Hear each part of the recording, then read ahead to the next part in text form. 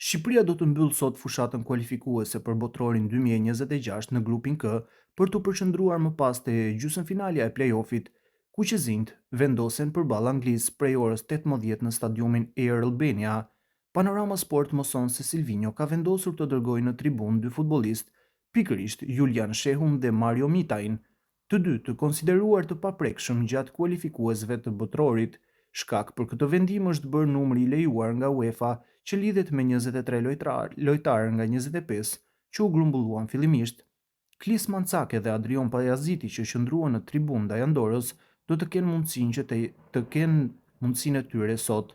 Ky vendim nuk është edhe aq surprizues pasi 5 futbollistë të kombëtares rrezikojnë që në rast ndëshkimi ndaj Anglisë të humbasin gjysmëfinalen e play-offit. Mitaj dhe Shehu ishin pjesë e tyre, ndërsa tashmë të rrezikuar mbesin Rej Manaj, Arlinda Jeti dhe Nedim Bajrami. Sfida e sotme në Air Albania mes Shqipërisë dhe Anglisë do të jetë disi e pazakontë. Federata Shqiptare e Futbollit ka vendosur që të caktojë në dispozicion të tifozëve anglez rreth 2000 bileta si asnjëherë tjetër për tifozërinë mike. Tifozët e Anglisë do të vendosen kështu në sektorin V101, 102, 103, 201 dhe V202.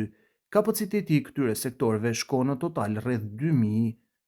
Për këtë pritet që tifozët anglezë të jenë një zë i fortë gjatë ndeshjes, pasi kujtojmë se FSHF-ja prej muajsh ka ndaluar shpërndarjen e biletave për grupimet si tifozat kuqezi.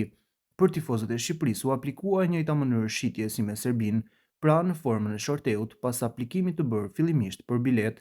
Tifozët anglezë ndërkohë janë parë në Shqipëri që nga dita e premte pas ndeshjes që luajtën me Serbinë, i gjithë fokusi ka kaluar tashmë te dita e sotme.